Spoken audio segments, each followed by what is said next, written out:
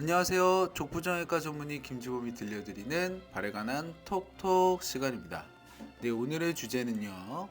발목 불안전성의 수술적 치료 중에서요. 흔한 인대 수술이 아닌 발목뼈의 틀어진 정렬을 교정하는 수술에 대해서 말씀드리려고 합니다. 발목의 불안정성이 오늘의 주제예요. 그런데 이제 인대는 수술하는 거를 잘 알고 계시는데 발목의 인대 말고도 발목 불안정성에 영향을 주는 요소가 있어서 오늘은 이 부분에 대해서 좀 말씀을 드리려고 합니다. 발목을 안정적으로 유지하게 해주는 요소는 인대, 근육, 그리고 발목뼈의 정렬이 있는데요. 실제적으로 인대는 저희가 수술을 많이 하고 제일 많이 다치는 곳이기 때문에 저희가 친숙하게 알 수가 있는데 사실은 발목뼈의 정렬이 발목 안정성의 가장 기본적인 요소가 됩니다. 그래서 이 사진을 보시면 올바른 정렬, 지면에 대해서 발목뼈가 바로 선 상태를 이제 보여드리는 거고요. 틀어진 정렬, 지면에 대해서 기울어져 있으면 제대로 설 수가 없겠죠. 그래서 이렇게 발목의 정렬이 틀어진 경우에는 인대를 아무리 수술을 해도 계속 틀어져서 쓰기 때문에 환자가 지속적으로 발목을 삘 수밖에 없습니다. 발목 불안정성의 치료는 인대가 가장 흔한 치료의 대상이지만 이러한 발목의 뼈의 정렬의 이상이 치료 대상인 경우도 분명히 존재합니다. 그래서 오늘은 이러한 부분에 대해서 좀 말씀을 드리려고 해요. 오늘 소개해드릴 환자는 젊은 남자 환자예요. 그래서 2번 인대 수술을 했음에도 불구하고 지속적으로 발목이 불안정하다고 제 외래에 오셨습니다. 저는 이런 경우에는 항상 뼈의 정렬을 확인을 해봅니다. 물론 인대 상태도 확인을 해봐야 되지만요. 그래서 이 환자의 뼈의 정렬을 확인을 하기 위해서 일단 전체 하지를 쭉 보는 사진을 찍어봐요. 그랬더니 다리가 O자에 가까운 다리인 것을 알 수가 있습니다. O자 다리는 무릎 사이가 벌어진 다리를 이야기를 합니다. 그래서 다리가 이렇게 휜 다리인 거죠. O자 다리. 그 다음에 뼈의 정렬이 틀어진 우측 발목 사진을 확인할 수 있었어요.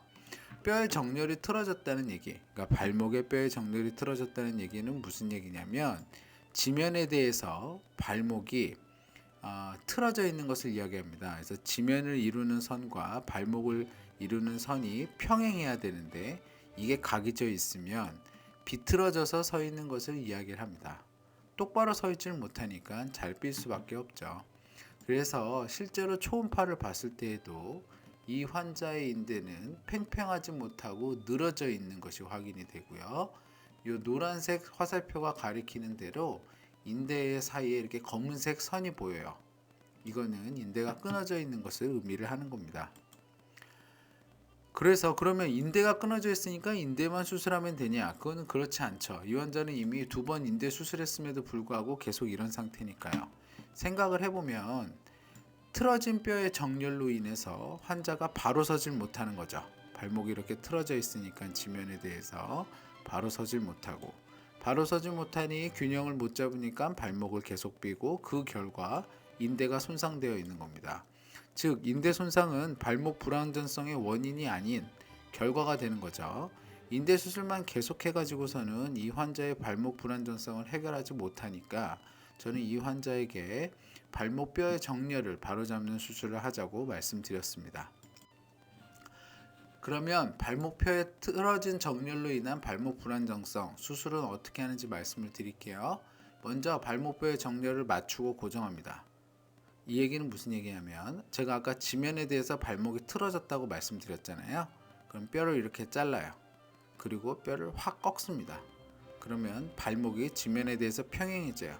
이 상태로 철판과 나사를 이용을 해서 뼈를 고정을 합니다. 그리고 인대는 가만 놔두냐? 그러면 안 되죠. 그래서 인대도 다시 재건을 해줍니다. 그렇지만 인대가 2번의 인대 수술 그리고 그 사이에 지속적으로 계속 발목을 뺐으니 인대가 제 상태가 아니에요. 그래서 이 인대를 이어줘도 인대가 힘을 잘 못 받습니다. 그래서 보강을 해줘야겠죠. 저는 인대 바로 위에 있는 비골, 즉 바깥쪽 복숭아뼈의 골막을 이용을 해서 주로 보강을 해줍니다. 그래서 여기 이 골막을 떼어내서 이렇게 이어준 인대 위에 덧붙여 주는 거죠. 자, 수술의 과정 및 그 결과는 어땠는지 이제부터 말씀을 좀 드릴게요. 마취는 척추 마취를 하고 재워드리고요. 입원은 4박 5일 해요. 통증이 좀 있기 때문에 48시간만 조절해 가지고서는 좀 어렵거든요. 그래서 한 3일 정도 입원하시는 것이 좋습니다. 수술은 2시간 정도 소요가 되고 수술 후 첫 6주에는 통기부스랑 목발을 하고요. 그 다음 6주에는 보조기를 하면서 재활을 합니다. 수술 후 6개월 차에 환자는 축구를 했어요. 그리고 축구가 잘 된다고 말씀해 주셨습니다. 자, 그럼 정렬은 잘 교정이 됐는지 이제부터 보여드릴게요. 수술 후 2년째 오신 사진인데요. 수술 전에 휘었던 다리가 거의 일자로 맞춰진 것이 확인이 되었고요. 수술 전에 지면에 노란색 선에 대해서 기울어졌던 발목이 수술 후 보시면 지면에 대해서 거의 평행하게 바로 쓴 것이 확인이 됩니다. 인대는 어떠했는지 초음파를 보면 이전처럼 잘라진 게 보이지 않고 팽팽하게 인대가 서 있는 것이 보이고요. 노란색 선을 보면 골막으로 보강해준 부위가 두껍게 인대 위에 덮여져 있는 것이 확인이 됩니다. 그리고 이 환자는 결정적으로 수술 후에 다시 발목을 삔 적이 없었고 축구를 잘 했다고 해주셨어요. 환자는 그럼 이렇게 뼈를 자르는 수술을 해서 다시 맞추면 잘 걸었는지 확인을 해볼게요. 왼발로 한번 수술 후 걸어볼까요? 2년째 네. 걸은 겁니다. 뒤 도시고요. 네, 아주 부드럽게 잘 걷고 있으시죠. 수술 후 2년차 걸음걸이에서 잘 걷는 것이 확인이 됩니다. 뭐 축구도 하시는데요, 뭐. 자, 발목 불안정성의 수술적 치료. 자꾸만 재발하는 발목의 불안정성. 발목뼈의 틀어진 정렬을 교정하는 수술로 해결이 가능한데요. 정리해 보겠습니다. 발목의 안정성과 관련된 요소는 인대, 근육, 뼈의 정렬이 있고 이 중 뼈의 정렬이 가장 기본적인 요소입니다. 인대 수술 후에도 발목 불안정성이 지속적으로 재발한다면 뼈의 정렬을 확인을 하고 뼈의 정렬이 틀어진 것을 고쳐주는 것이 좋습니다. 뼈의 정렬을 바로잡는 수술은 말 그대로 뼈를 잘라서 정렬을 맞춘 후에 철판과 나사로 고정하는 거죠. 4박 5일 정도 입원을 하고요. 1개월 반 기부스하고 목발하고 1개월 반 보조기에서 총 3개월 정도 재활 기간이 필요합니다. 젊은 분이 발목이 불안정해서 수술을 못한다면 적극적으로 치료해야 된다고 생각합니다. 그런데 인대를 수술했는데도 지속적으로 발목의 불안정성이 유지가 된다면 인대 수술만 고집할 것이 아니라 그 외에 다른 원인이 있는지를 찾아보고 그 원인을 해결하는 것이 꼭 필요하고 이러한 과정을 거쳐서 분명히 발목 불안정성 해결할 수 있다고 생각합니다.